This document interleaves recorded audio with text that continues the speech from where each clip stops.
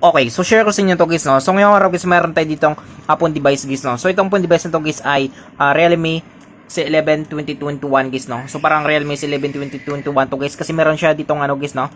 Speaker guys sa likod guys. So yung Realme C11 2020 guys ay wala guys, no. So yung phone device nito guys, yung issue nito guys ay basag guys, no. So ipinadala sa atin ito guys para ipa-check sa atin guys, no.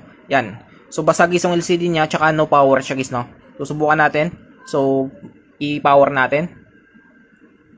So wala siyang response guys, no. So vibrate wala rin siya guys, no. So display light indicator wala siya guys. So ang gagawin natin dito guys ay bubuksan natin ito guys, no. So pinapa-check sa atin guys at gagawa na rin natin guys ng video ito guys. Yan. So para mabuksan natin ito guys, ang gagawin natin una natin gagawin dito guys ay tanggalin natin guys yung SIM tray nito guys, no. So subukan natin guys. So check natin guys yung motherboard niya. So tabi lang natin 'yan. So dito guys para mabuksan niyo to guys, pwede na tayong mag-direct dito guys, no. So mga C11 2021 kasi guys ay pwede na maka-direct dito guys, no. Yan. So sa inyo guys pwede kayong gumamit guys ng pang-opening tools niyo guys, no. So sa akin guys gagamit lang ako dito guys ng Coco guys. Yan. So simulan natin.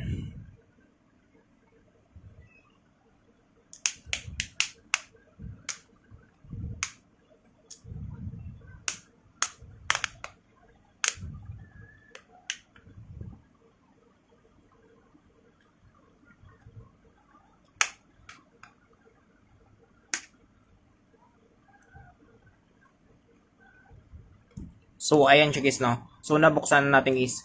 So, ang gagawin natin dito guys ay bubuksan natin ito guys. So, tanggalin natin guys yung mga bolts nito guys, no.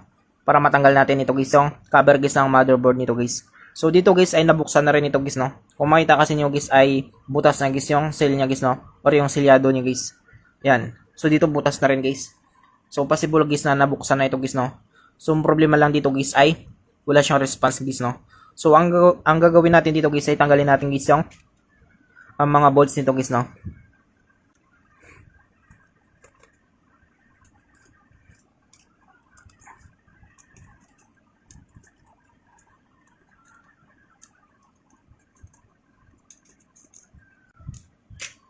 So ayan siya guys, no. So natanggal natin guys lahat guys ng mga bolts na guys. So ngayon guys ay angat natin to. So subukan natin, buksan natin to guys. Yan. So ito guys yung loob guys ng Realme C11 2021 guys, no.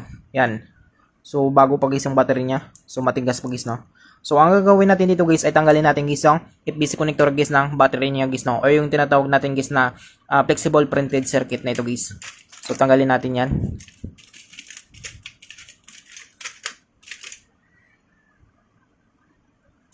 Yan. So ayan siya guys, no. So natanggal natin guys. So ang gagawin natin dito guys ay dito natin malaman guys na kung meron siyang shorted guys sa motherboard niya guys, no. Kung bakit hindi siya nagre-response guys. So para ma-check natin guys ay gagamit tayo dito guys ng digital multimeter natin guys, no. Yan. So dito guys ay magsiset tayo guys ng continuity nito guys, no. Subukan natin guys yung continuity nito. So hanapin natin guys yung positive sa positive, negative sa negative. Yan. So ito guys yung positive sa positive, negative sa negative guys, no. So dapat guys ay tutunog ito guys, no. Yan. So kapag binalagtad natin guys dapat hindi siya tutunog guys, no. Yan. So OL siya guys, no. Ibig sabihin guys yung ano nito guys ay yan. So ibig sabihin nito guys OL guys, ibig sabihin guys ay goods guys yung motherboard nito guys, no. Yan. Yan. So wala siyang ano guys, wala siyang continuity guys, no. Hindi siya tumunog guys. So ibig sabihin nito guys yung motherboard nito guys ay goods guys, no. Ang problema lang dito guys ay wala siyang response. So subukan natin guys. So subukan natin guys i-tester ito guys yung battery niya. So okay, parang okay pa kasi guys yung battery niya guys, matigas guys, no. So sukatin natin guys yung battery nito. So dapat meron tayo dito ma-reading guys, no. So kapag wala tayong ma-reading dito, ibig sabihin guys ay may tama guys yung battery nito guys, no. Yan. So meron naman siya guys, no, pero mababa lang guys. So 3.4 guys. Yan. So meron naman siya reading guys, no. So subukan natin, balik natin guys. Yan. So pandarin natin.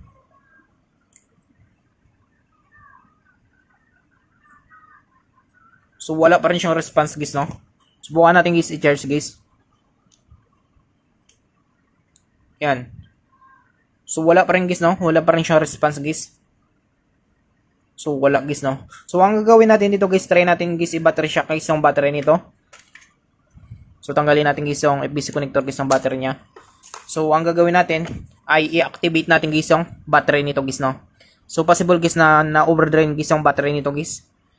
Kaya nag-no response na siya guys sa motherboard yung guys, no? So, subukan natin guys. I-activate lang natin dito guys yung battery niya.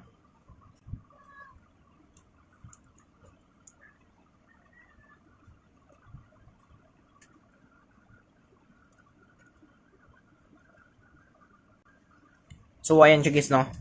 So, ang gagawin natin dito guys ay try natin guys, i-shock natin. So, subukan natin guys yung reading niya dito guys sa active panel natin guys, no?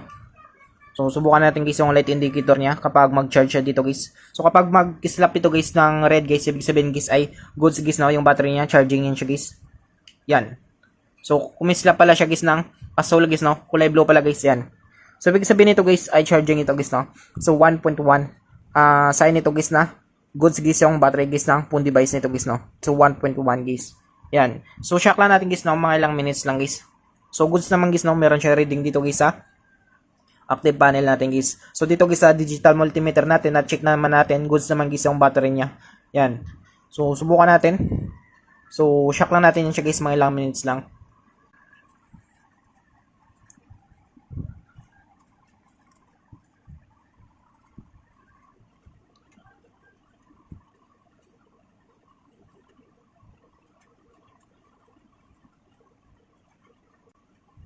So, ayan siya guys, no? So, medyo matagal lang guys. So, i-forward na natin. So, tanggalin natin yan.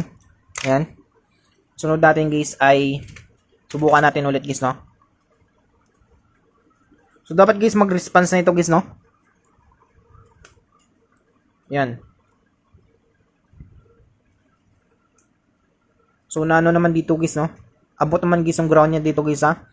Power flex na guys, no? Ayan. Subukan natin ulit.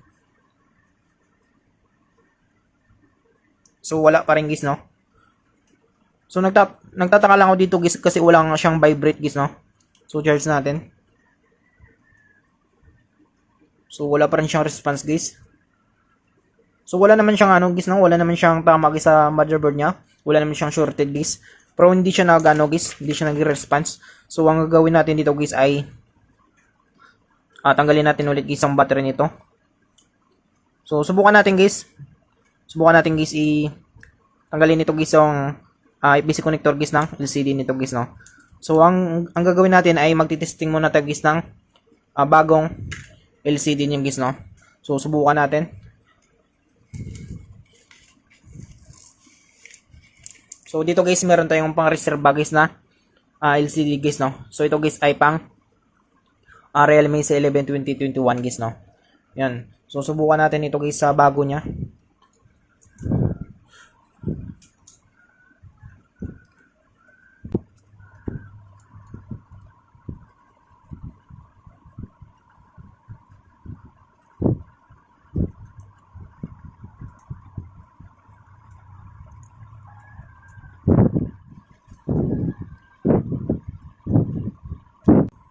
So, ayan siya guys, no? So, subukan natin guys. Yan. So, pandarin natin ulit guys. So, dapat guys, ano siya guys, no? Mag-response siya guys. So, subukan lang natin guys, mag-replace tayo guys ng bagong LCD niya. Yung dati kasi niyang ano guys, mayroon siyang tama guys, no? Yung dati niyang LCD guys. Yun. So, nag-display siya guys, no? So, ibig sabihin guys, ay LCD lang guys yung tama guys ng phone device nito guys, no? So, ang problema lang dito guys, umandar siya guys, no? Pero, wala siyang vibrate guys. So, possible guys na yung vibrator nito guys ay sira guys, no? Kaya hindi siya nagba-vibrate guys. Yan. So, na-test natin guys sa bagong LCD at nagkaroon siya guys ng display guys, no? So, nabuhay natin guys yung phone device nito guys. Yan. So, LCD guys yung tama nito, tsaka yung vibrator niya guys, no? So, hindi siya nagba-vibrate guys. Kasi ito guys yung phone device nito guys, lahat ng mga ano, Android guys ay meron namang siyang mga vibrator guys, no? So, ito guys ay wala. Yan, so bigla siyang namatay. So, drain guys yung battery niya guys, no? Pero na-activate na rin natin guys yung battery niya. at nabuhay na natin guys yung unit na ito guys, no. Yan. So ganun lang guys, no. So kailangan lang nyo dito guys ng digital multimeter. Kung wala kayong digital multimeter, so titest niyo guys ng bagong LCD guys, no. So subukan natin i-charge guys.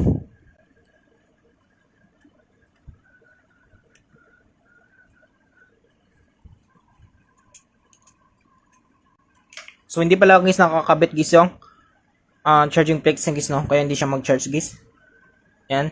So ang problema, yung ano lang dito guys, yung mahalaga lang dito guys ay nabuhay natin guys yung unit na ito guys, no. Nalaman natin guys kung ano guys yung sira guys ng phone device nito guys. So LCD lang guys, no. At yung vibrator niya guys, kasi nga hindi siya nagba-vibrate. Yan. So merong talagang mga Android phone device guys na sira guys yung vibrator niya guys, no. Kaya wala siyang response guys kapag pinapower natin guys yung unit na ito guys. Yan. So I hope guys na makatulong sa inyo itong video tutorial natin. Sa mga bago pa lang sa ating channel guys, no, huwag natin kalimutan guys i-click guys yung subscribe at yung notification bell button para ma-update ko kayo guys sa susunod natin guys na video tutorial. Thank you guys and God bless sa lahat.